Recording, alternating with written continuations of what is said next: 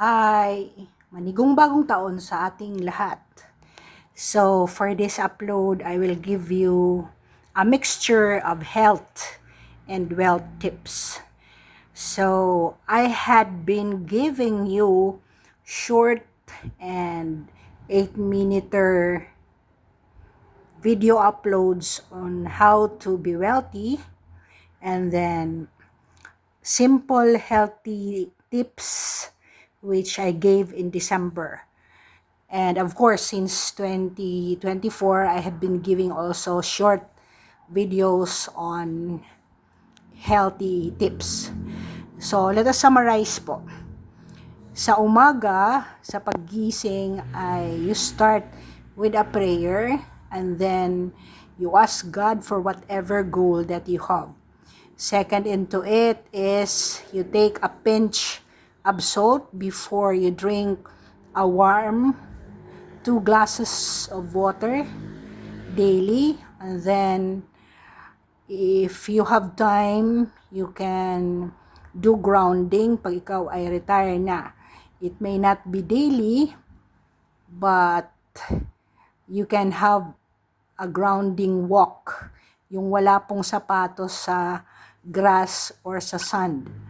So, if not po, at least mag-walk po kayo. If you're working, instead nasasakay po kayo ng pedicab or any kind of commute, if you can just walk to the area where you will get a train or a car, then walk if you can. 10 to 30 minutes of walk a day. If wala po kayo dahil may bus po kayo or commute, then try to walk during lunch break up and down your stairway or stairs sa office, or walk within the office for at least 30 minutes after taking your lunch. So, after that, kung you're a retired person, then before you take a breakfast, get a shower.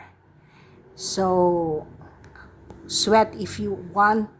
Kung hindi po kayo nakakapag-walks, sweat at least by sweeping, mopping the floor, or just cleaning the house. Okay?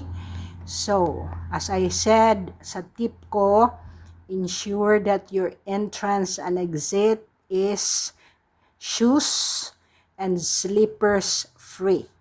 Wala pong mga tsinelas at shoes sa entrance and exit ng bahay, at ilagay po ang mga yan hindi rin sa shoe rack na ilalagay sa pintuan, kundi ilagay po sa area na hindi po nakikita ng tao. Okay? It may be a cabinet na hindi po lalanghap ng mga tao na nakahiga dyan sa bedroom where you are going to place it. Okay? Next is your diet. Kung ikaw ay babae na maliit, 1,600. Kung matangkad ka, ay to a maximum of 2,000 calories a day. So, may mga counters po yan. Ang sinasabi ko lang sa inyo, huwag masyado sa carbohydrates.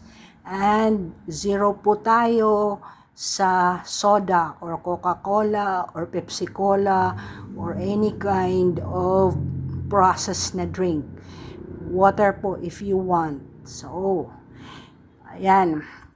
A mixture. Wala po akong sinasabi sa aking mga playlist na uploaded videos na purely vegan ka or purely carnivore ka na pagkain, kundi I say ensure that you have the 5 food groups a day para hindi po kayo deficient sa nutrients. Ang lahat po ng sakit ay nakukuha sa kulang ng nutrients ng body.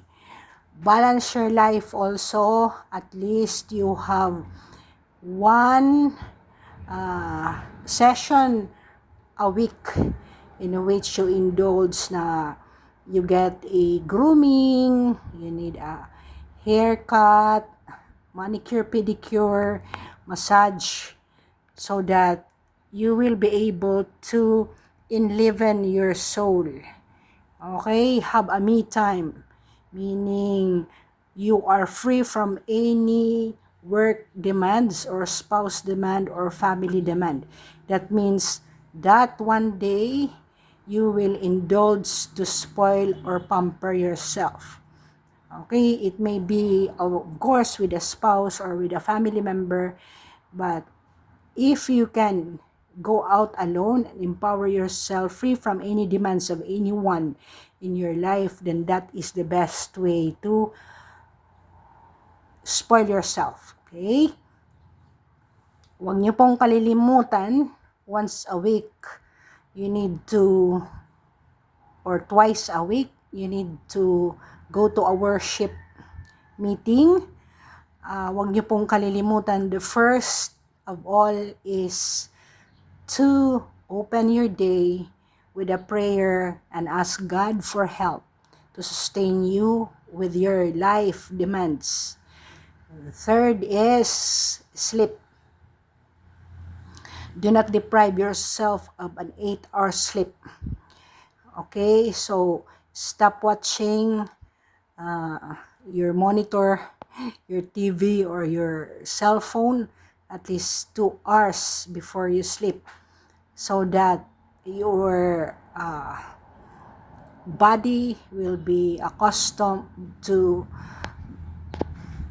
controlling the way your melatonin will work for you. So, ulitin ko, close your day also with a prayer.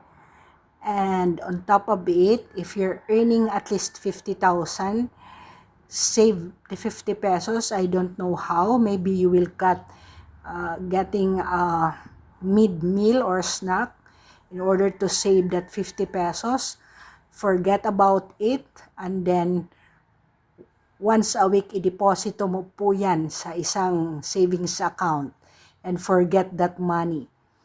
So, if you're earning 15,000, ensure that you have a 1,500 savings a month.